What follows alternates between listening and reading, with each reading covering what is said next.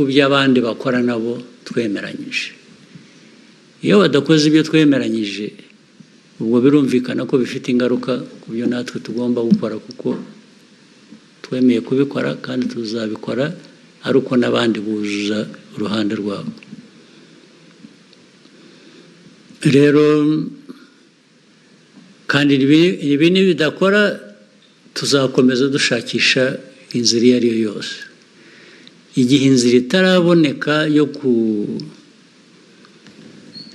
ibibazo uko bikwiriye kuba bikemuka, u Rwanda narwo ruzakomeza gukora ibishoboka byose kugira ngo rurinde abanyarwanda, rurinde igihugu aho kubura umutekano bitewe n'uko abandi twumvikanye batuzuza ibyabo byangombwa. Ibyo rero ni uguhora abantu bashakisha uburyo, nibyo tuzakora, nibyo twebwe tureba imbere yacu.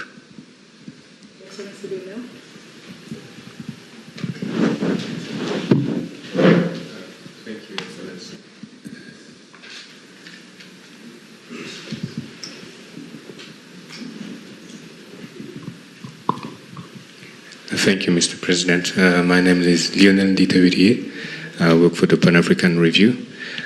Since we are on the topic of Congo, in 2012, during Umushikirano, you gave a speech in which you criticized powerful countries, mainly Western powers, for scapegoating Rwanda, imposing sanctions in an attempt to reshape our region to their liking. You even mentioned that they were they considered us as sheep to be, slaughtered, yes, wherever. So you used Rwandans to be self-reliant. You used the term which has deeper meaning, I think, kwigira, and to ensure that they will never again be made to carry the blame for crimes committed by others. So my question is, more than a decade later, how close has Rwanda come to achieving the kind of self-reliance you envisioned? Yeah, for Rwanda, I can account for everything you ask me to account for. What I can't account for is what others have been doing, because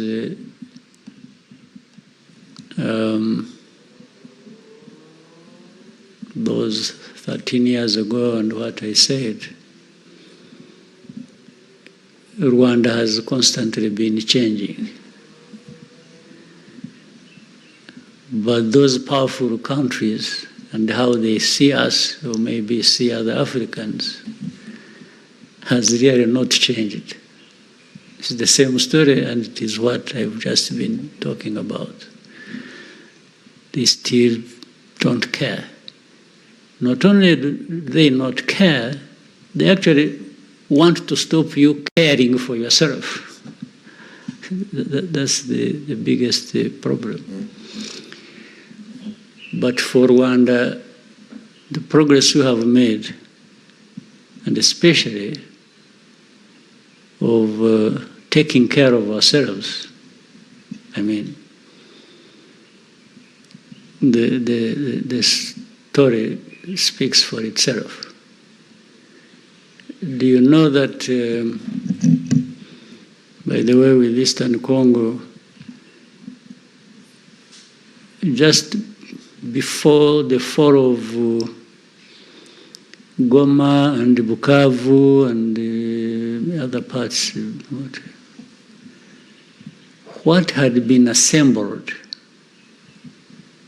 by government and those they called their allies and so on and so forth, assembled in numbers of people, men and women, assembled in weaponry, assembled in terms of mobilizing even support of other countries politically, support that, you would not believe it. But what happened, and you know it. and you saw it. It was Rwanda saying it won't happen here again. That just doesn't come anyhow. You have to have made progress on many fronts to be able to stand for yourself and respond to all the things that are brought your way to destroy you. So I think that story may speak for itself for many years. If we hadn't been building the unity of purpose, the strength to preserve ourselves and live, this Rwandan cannot live on the whims of others. No. It happened, and I've told you even this last year's April, it happened once. It will never happen again. Once was too many times. For the second one, somebody else will pay for it. They will be the ones to go. They will be the ones to perish, not Rwanda again. That one, take it from, I have repeated it. It's not bragging, it's not, it's an act of survival. We don't owe our living to anyone. Never will it happen again. Your Excellency, may we take a short break and come back for the next segment of this conversation? Let's take one and then... One more? Okay, Anangwe? And then... Thank you, Mr. President. My name is Eugene Anangwe. I'm the CEO and founder of East Africa Media Group. We do a lot of mentorship and training for media to just change the narrative about media in Rwanda and the region. I'll start first of all by saying thank you for the work you did and all the gallant soldiers to give us a country. I would like to move us away a bit from the DRC conversation and bring it back to 31 years ago. Before the liberation struggle, there was your personal story, the convictions, the thing that made you feel like I need to rise up and fight for my country. And Mr. President, I want to invite you to download the untold, those moments that you remember today, and when you look back, you say, this was a worthwhile fight for my country. Maybe let's start there, and then we can continue later. Yeah, that's a bit complicated, but I'll try. At the beginning, when I was talking about this whole 31 years being a tough but enjoyable story, I meant the tough side was what was confronted and dealt with, being of such a magnitude that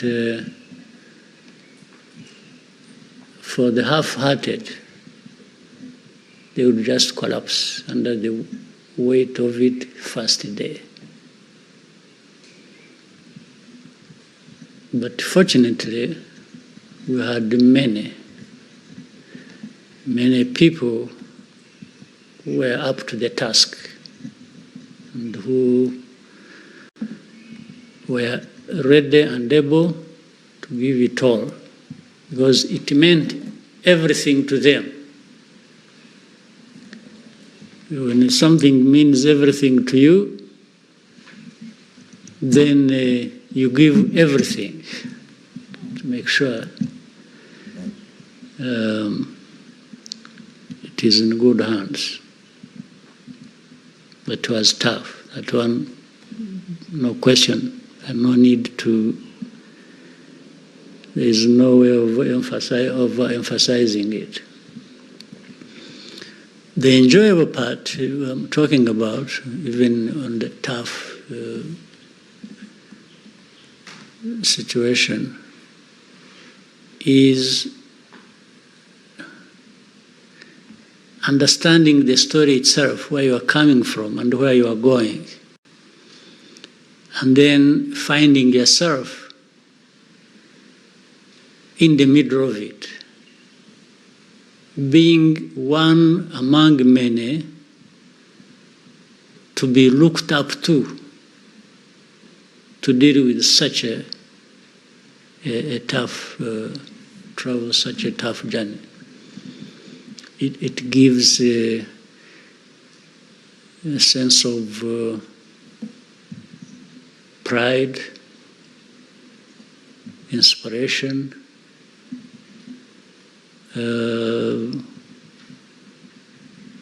really something that is worth being associated with. And when you are there, but also you approach it with a sense that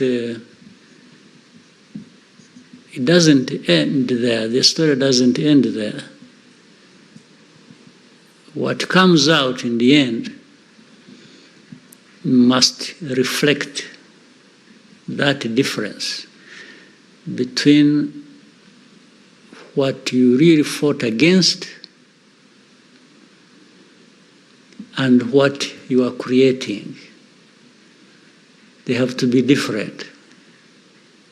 You can't fight against a bad thing and end up with a bad thing yourself, because it would be such a waste of life, even in personal terms.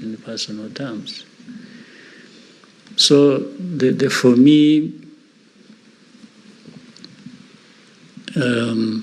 personal, there are things I can explain, there are other things I can't explain.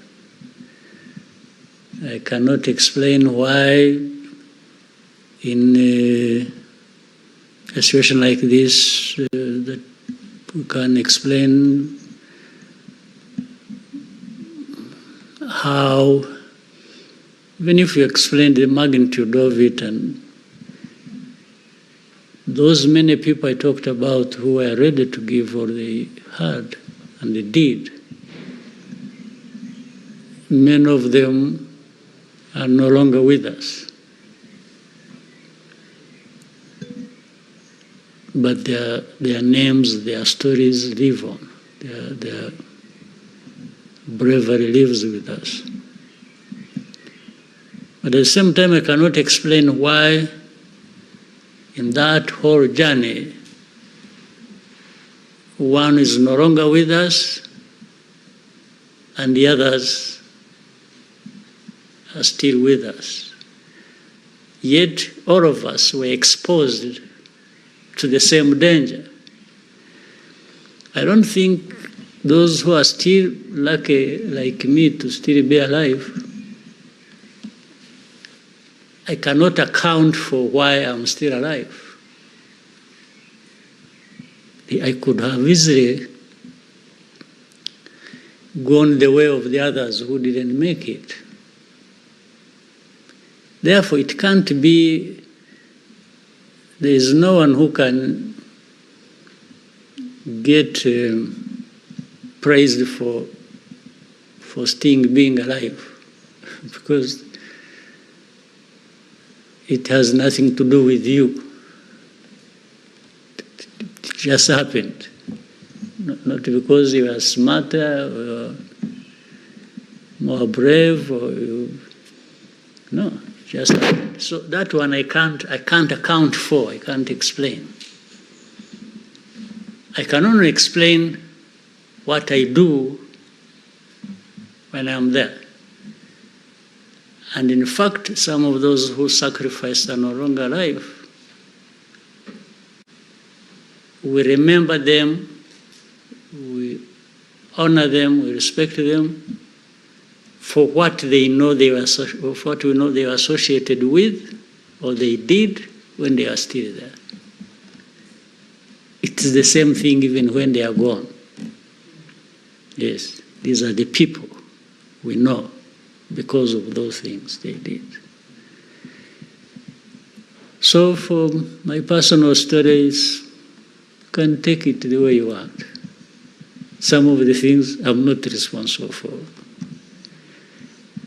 But others I'm responsible for. Maybe those ones are the ones you can